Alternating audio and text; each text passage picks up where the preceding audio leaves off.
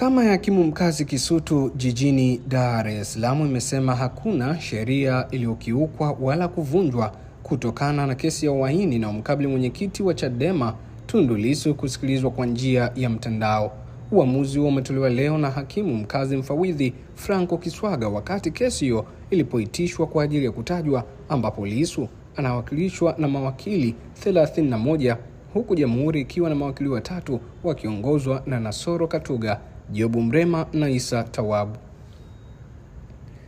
Katika kesi hiyo ambayo imeahirishwa hadi Mei 6 ya mwaka huu ambapo itasikilizwa kwa njia ya mtandao, hakimu Kiswaga alisema amezisikiliza hoja kutoka pande zote mbili. Miongoni mwa uamuzi alioutoa hakimu Kiswaga katika kesi hiyo ambayo imesikilizwa kuanzia saa 6 mchana hadi saa 11 jioni, alisema ya kwamba kuna sheria inayoipa mahakama hii mamlaka, ndio maana leo hii kesi inaendeshwa kimtandao. Kwa hiyo sio lazima mahakama kuombwa, bali yenyewe inaweza kuona kuendesha kesi kwa vile itakavyopendeza, kama iendeshe kawaida ama kimtandao. Kuhusu hoja ya mahakama ifanye nini kwa tarehe zijazo, ni kwamba mahakama itatoa linki kwa pande zote mbili kiasi kwamba umma unaweza kufuatilia mwenendo huu tena kwa watu wengi zaidi.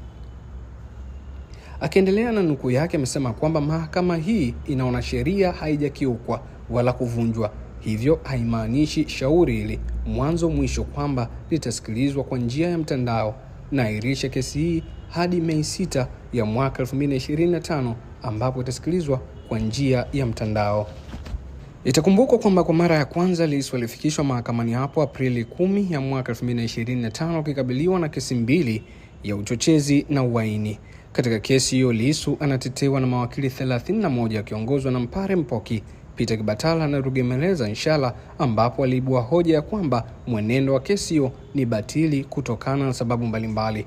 Miongoni mwa sababu hizo ni kwamba wanaiomba mahakama hiyo isiahirishe kesi hiyo bali isikilizwe, pia itoe amri kwa afisa magereza wa mkoa na mkuu wa gereza la Ukonga wafike mahakamani kuhojiwa kwamba kwa nini mteja wao hajafikishwa mahakamani.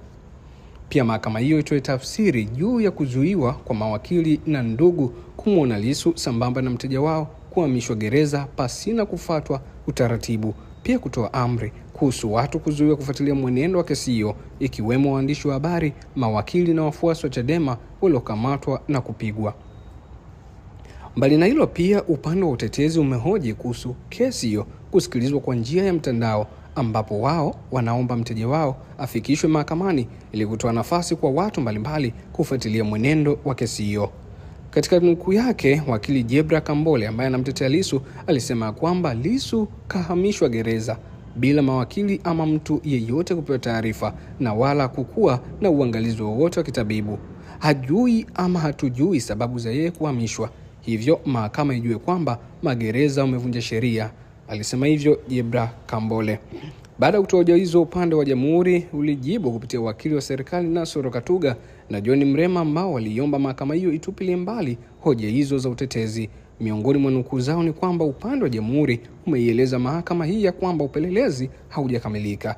Hii inatoa hitimisho kwamba mahakama yako tukufu inaweza kuahirisha kesi.